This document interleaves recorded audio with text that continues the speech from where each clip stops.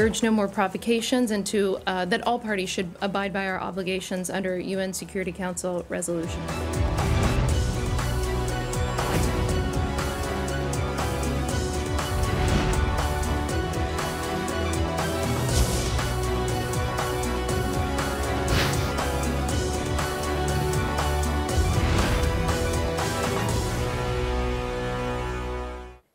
네, 어제 단거리 미사일 발사와 관련해서 북한이 오늘 김정은 위원장의 발언을 소개하면서 발사의 의도를 밝혔습니다. 이번 미사일 발사가 한미 군사훈련과 스텔스기 도입에 대한 경고, 즉 무력 시위라는 점을 분명히 했습니다. 트럼프 대통령 등 미국의 반응은 차분합니다. 청와대는 잠시 후 법무부 장관 행위 유력한 조국 민정수석을 교체하는 등 참모진 개편을 단행합니다. 오늘 정치와 호장용은 이 소식 중심으로 배종호 세한대 교수, 김근식 경남대 교수 두 분과 함께 시작하겠습니다. 안녕하십니까? 안녕하세요. 네, 어서 오십시오. 네. 자, 먼저 김 교수님. 네. 오늘 북한이 조선중앙통신으로 보도를 통해서 자기들 입장을 밝혔습니다. 지금 왜 미사일을 쐈는가 하는 부분에 대해서 밝혔는데 김정은 위원장의 발언도 인용을 했습니다. 그렇습니다. 네. 신속하게 바로 조선중앙통신을 통해서 자기 공개적 입장을 밝혔는데 우리가 예측했던 대로 또 분석했던 대로 최근에 한미 합동훈련에 대한 북측의 비난이 이어지고 있었고 그다음에 지금 북한과 미국 사이에 판문점 회동을 하고 나서 실무 협상을 하기로 했는데 지금 실무 협상이 미뤄지고 있거든요. 이런 부분에 대한 이제 북측의 속마음을 보여준 것이라고 생각이 들고요. 이번에 조선중앙통신에서 발표한 것처럼 최근 남쪽에서 잇따르고 있는 신형 무기의 도입 문제를 계속 거론을 했고 그다음에 연합훈련을 해서 사실 한반도의 긴장을 고조시키고 있다라는 이야기를 계속하고 있고 그러면서 뭐 다양한 이야기가 나옵니다만 특히나 평화의 악수를 할 때는 하더니 뒤돌아서서는 이런 또 나쁜 짓을 하고 있다라는 이중적 태도를 이야기하고 있어서 지금 김정은의 생각을 보면 남쪽의 어떤 빌미를 그 핑계로 해서 전반적인 북미 핵협상에 대한 새로운 틀을 좀 고민해보고 있는, 모색하고 있는 지금 단계가 아닌가 싶고요. 그렇기 때문에 우리나 미국으로서도 지금 이러한 김정은의 전략적 어떤 변화 조짐, 이 부분에 대해서도 우리가 좀 심도 있게 고민을 하고 종합적으로 분석할 필요는 있어 보입니다. 지금 북한 입장에서 보면 이런 얘기를 할 수 있겠다 싶은 생각도 드는 것이 아까 말씀하신 대로 사실 판문점에서 정상회담, 트럼프 만난 지 얼마 안 됐단 말이죠. 지금 실무협상 준비를 하고 있는 중인데 그동안 이제 지금 계속 나오고 불만을 표시해온 것이 한미 군사 합동훈련. 지금 우리 이제 19-2 동맹입니까? 그거 준비하고 있지 않습니까? 그건 하게 될 것 같은데 여기에 대한 불만. 그리고 신형 무기 도입은 아마도 뭐 거의 분명하게 스텔스기 F-35 이거 얘기하는 것 같은데 맞죠? 그렇습니다. 이제 방금 말씀하신 이제 신형 무기는 F-35A인데요. 2021년까지 우리가 7조 4천억 투입해가지고 40대를 도입하기로 했는데 이미 이제 넉 대를 3월하고 7월에 2대씩 해서 넉 대 했고 그리고 이제 다해서 올해 한 6대까지 도입할 그런 계획인데요. 이거에 대해서 이제 굉장히 북한은 위협을 또는 위기를 느끼고 있는 거죠. 왜냐하면 살인무기다. 성능이 강하기 때문에. 그렇습니다. 말 그대로 스텔스 전투기니까 레이더에 잡히지 않아요. 그런데 뭐 해상, 지상, 뭐 공중해가지고 정밀 타격을 할 수 있기 때문에 북한이 상당히 공포에 떨고 있고요. 그다음에 이제 한미 연합 훈련과 관련해서는 지금 우리가 상당히 세심한 배려를 하고 있어요. 기존에 이제 3대 훈련 있지 않습니까? 키리졸브 연습, 독수리 훈련, 그리고 을지 프리덤 가디엄 이 부분도 사실상 지금 안 하고 있고 군사 전문가들은 앞으로도 안 할 것이다. 다만 지금 한미 연합 훈련도 아니고 이제 연습이라고 명칭을 좀 바꿨어요. 그리고 19-2 동맹도 아직 정해진 건 아니고 동맹 뺀다는 얘기도 동맹도 또 이름을 뺀다고 그래요. 그럼 이제 이건 우리 입장에서 왜 필요하냐면은 한미 동맹 차원에서 필요하고 그리고 2022년까지 군사 작전권을 다 이양을 해야 되지 않습니까? 그렇죠. 전시 작전권 다 이양을 해야 되기 때문에 전작권 이양에 그 전에 대비해서 그렇습니다. 우리는 이제 그렇습니다. 다 훈련을 통해서 완성을 시켜야 되기 때문에 불가피한 그런 상황으로 저는 이제 정리가 됩니다. 그리고 미국 입장에서 봐서도 이 훈련은 필요합니다. 지금 중국하고 러시아는 이번에 합동훈련 하다가 우리나라 넘어오지 않았습니까? 그러니까 지금 김정은이 지금 트집을 잡고 있는 내용에 대해서는 우리 정부가 좀 고민을 좀 다시 해볼 필요가 있는 게 스텔스 폭격기라고 해서 F-35A가 들어오는 것은 이미 수년 전부터 준비를 해왔고 진행형인 것이고요. 그다음에 어떻게 우리 대한민국이 북에 대해서 먼저 공격을 시도할 리가 있겠습니까? 그건 다 방어용인 건 다 아는 것이고요. 그다음에 또 하나는 이 한미연합훈련이 이야기하는 것은 작년에 이마 북핵 협상이 진행되면서 평화 국면으로 진행될 때 우리가 먼저 미국과 함께 이 한미합동훈련을 사실 키리졸브, 포이글스, 그다음에 지금 울지프레든 가디언을 다 축소하거나 중단한 채 사실 성의를 보이고 있는 거잖아요. 그렇죠. 그리고 성의 많이 보였습니다. 그렇습니다. 그리고 훈련의 또 성격이라는 게 북한의 남침에 대한 우리의 무슨 뭐 공격형 어떤 뭐 공세 전략이 아니고 방어 전략이뿐만 아니라 특히 8월달에 진행되는 것은 이 지소의 그 연습이 도상 연습입니다. 이런 것들을 가지고 핑계를 잡는 것은 제가 볼 때 북한으로서는 지금 9.19 그 군사분야 합의서에 작년에 문 대통령이 평양 가서 합의했던 내용을 보면 맨 앞부분에 1조에 나와 있는 내용이 그거 아닙니까? 해상, 지상, 공중에서 어떤 행위에 일체 상대방에 대한 적대 행위를 전면 중단한다고 되어 있습니다. 그런데 지금 북한이 최근에 신형 잠수함 공개했죠. 그다음에 이번에 또 미사일을 탄도미사일 또 쐈지 않습니까? 이건 뭐 누구를 봐도 남쪽을 겨냥한 것이 분명하기 때문에 이것을 마치 우리 쪽에 핑계를 대가지고 이걸 비밀을 잡는 것은 제 생각에는 이 북핵 협상에 좀 시간을 벌고 북핵 협상에서 아마 자기의 어떤 압박 전술로 쓰기 위해서 남쪽을 괜한 이 핑계거리로 이제 끄집어내는 게 아닌가. 저는 그런 좀 우회 전술이라는 생각이 좀 듭니다. 실제로 이번에 그 조선중앙통신의 보도라든지 또 김정은 위원장의 발언 이걸 좀 찬찬히 들여다보면 미국을 직접적으로 비난한다거나 공격하는 말은 없어요. 바로 그겁니다. 그러니까 지금 북한은 미국하고는 판을 깰 수는 없는 상황이고 오히려 미국의 태도 변화를 요구하고 바라고 있는 상황인데 미국을 압박하는 가장 좋은 호재가 아마도 한국을 압박하는 거라고 생각을 하는 것 같습니다. 그렇기 때문에 M1 그렇죠. M1 3자를 가지고 이제 걸고 넘어지는 건데 예컨대 우리가 지금 성의를 보이려고 하고 있는 식량 쌀 5만 톤도 수령을 거부하고 있죠. 러시아 배가 납포돼가지고 우리 한국 선호도 들어와 있는데 일절 말을 하지 않고 있죠.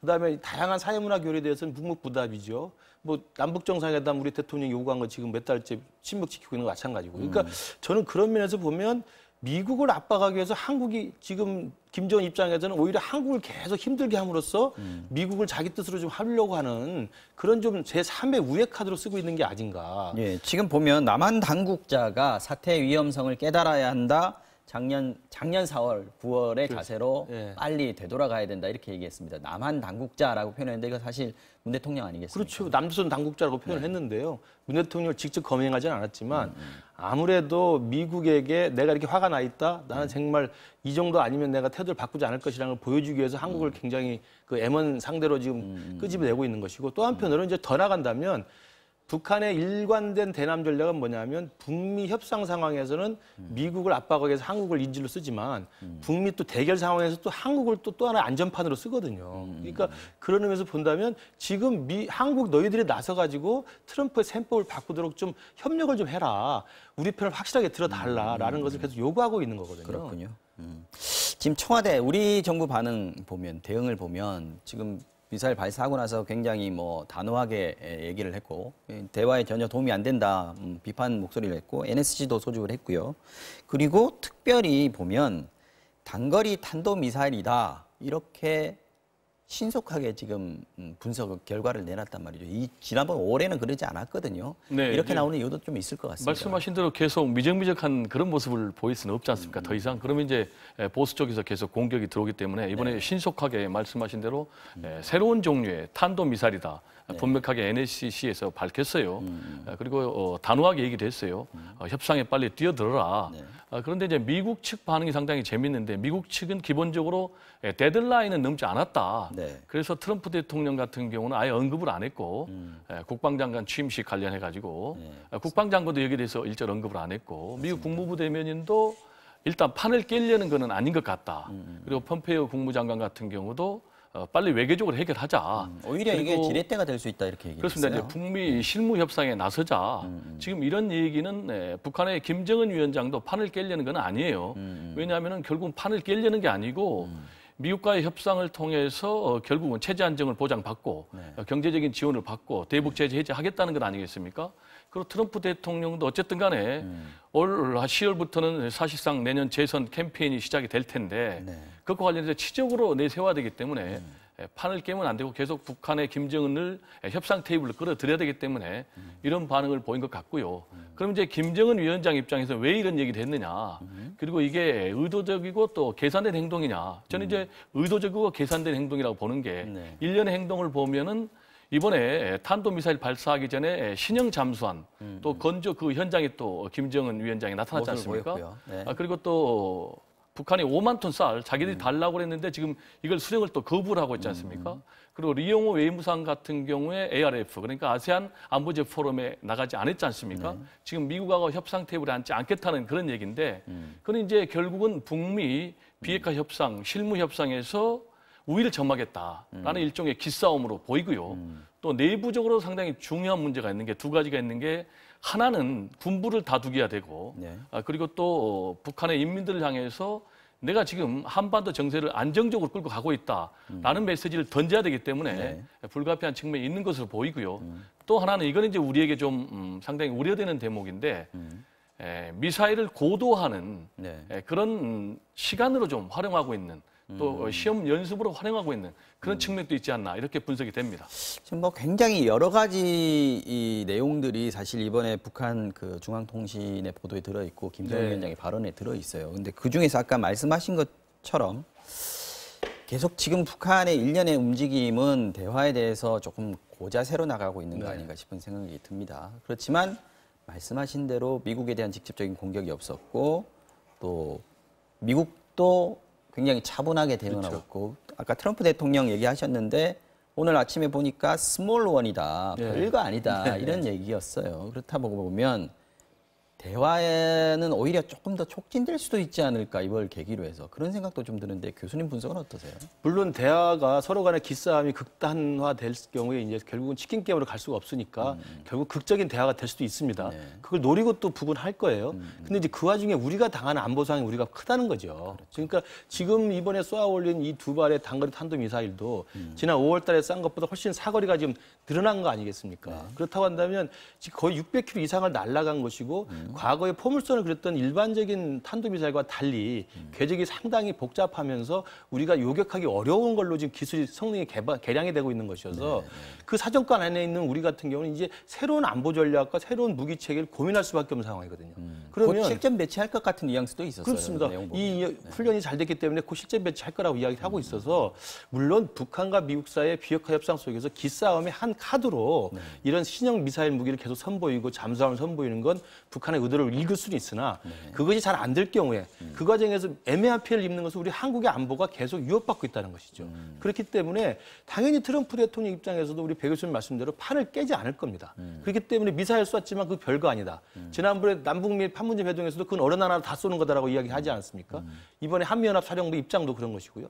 북한 역시 트럼프한테는 직접 공격을 못하니까 한국을 끌어들여서 한국을 계속 압박하는 거거든요. 저는 그런 의미에서 우리 정부가 이 북미 간의 기싸움 속에서 어떤 스탠스를 갖고 그다음에 우리 한반도의 안보를 어떻게 챙겨하는 의미에서 본다면 북한의 이런 잇따른 안보 도발에 대해서는 좀 할 말은 해주는 것이 왜냐하면 9.19 군사분야 합의서의 명백한 위반이거든요. 이 얘기는 제가 이 질문 하나만 드리고 마무리를 좀 하겠습니다. 지금 4월, 9월, 작년 4월, 9월 자세로 돌아가라. 또 이 경고를 무시하지 말, 가볍게 여기지 말라. 그러지 않으면 큰일 날 것이다. 라고 얘기를 했단 말이죠. 혹시 남북 군사합의서 폐기까지 북한이 거론할 가능성 이 부분에 대해서 혹시 생각을 해보셨는지? 그것도 밀어붙일 경우는 최악의 카드로 쓸 수 있는 거죠. 지금 왜냐하면 이미 군사분야 합의서에 가장 맨 앞에 나와 있는 상호 적대 행위를 지금 시작을 했기 때문에 만약에 이 부분이 계속 관철되지 않는다 그러면 그 뒤에는 다양한 합의 사항들이 있습니다. 특히 지금 이 비무장지대화를 또 비무장지대를 제대로 하는 이런 내용도 있고 여러 가지 진행되고 있는 군사적 신뢰 구축 조치가 있는데 이런 것들 다 무력화하는 카드도 쓸 수 있는 거거든요. 그러니까 그런 것들은 실제로 우리가 그동안 기대했던 한반도의 안보 상황이 평화의 방향으로 증진되고 있다는 우리 기대에 찬물을 끼얹는 거 아니겠습니까? 그런 것을 어떻게 대비할 것인가. 저는 그것도 명백히 할 필요가 있다고 봅니다. 저는 이제 남북군사합의 폐기까지는 안 간다고 봅니다. 지금 이제 북한의 김정은 또 북한 쪽이 주장하는 게 한미 연합훈련 하니까 우리도 하겠다라는 것이기 때문에 방어적인 입장이기 때문에 그 판 자체를 깨는 그런 주장이나 선택을 하지 않을 것으로 저는 그렇게 봅니다. 교수님도 뭐 극단적인 경우라고 얘기를 하셨습니다.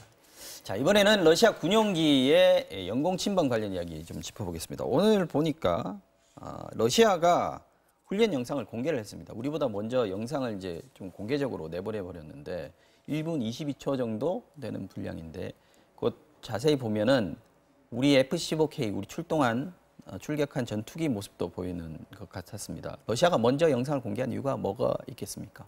일단 뭐 계속해서 영공 침범 아니다라는 주장을 하고 있지 않습니까? 그 주장에 이제 증거로 제시한 것이다라고밖에 볼 수가 없는 상황이죠. 근데 공중에서 이렇게 옆에 사진을 보여준다고 해서 그게 영공을 침범한 건지 아닌지 알 수 있나요?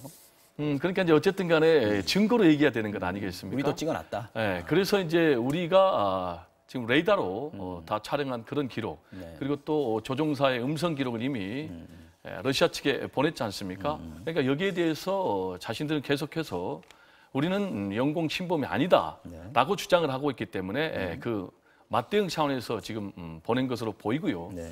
지금 이제 러시아는 우리 한국 방공 식별구역과 관련해서는 그거는 국제법상 영공으로 인정이 되는 것이 아니기 서로 때문에 주장이 다른 거죠, 지금. 그거는 뭐 자기들이 국제법을 어긴 것은 아니다, 위반한 것은 아니다라는 주장을 펼 수가 있고요. 네. 그다음에 이제 영공을 침범했다라는 것 관련해서는 러시아에서는 지금 한국과 일본이 지금 영토 분쟁을 하고 있는 그런 지역이다. 그러니까 한국의 영공이라고 인정을 안 한다는 것이죠.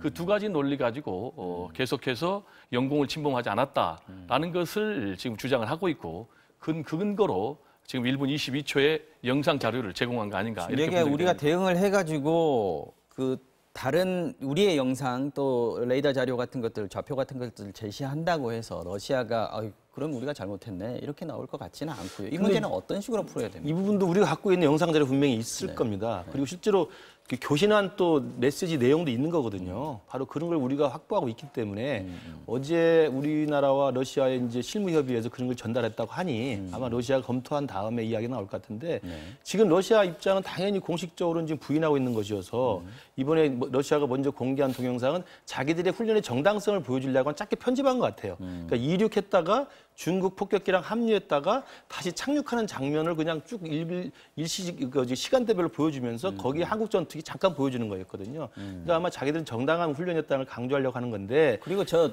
보여준 화면은 폭격기예요. 우리 지금 영공 침범한 거는 사실 조기 경보기죠. 아니겠습니까? 예, 그러니까 그런 부분을 다 뺀 거죠. 그래서 자기들 입장을 정당화하려고 한 건데 저는 우리 정부가 우리 군이 그걸 갖고 있기 때문에 이 부분에 대해서는 확실하게 진실 게임을 했을 때는 우리가 지난해 말에 일본 초계기하고의 논란이 있을 때도 분명히 우리가 먼저 영상을 공개하지 않았습니까? 그런 것들 공개해서 러시아의 저런 반복된 부인에 대해서 그리고 어떻게 보면 적반하장 아니겠습니까? 이런 부분에 대해서 좀 단호한 대응을 할 필요 있다고 생각합니다. 시간은 좀 걸리겠습니다만은 우리 측의 입장을 관철은 시키는 데는 부족함이 없을 것이다. 이런 그렇습니다. 생각도 들고요.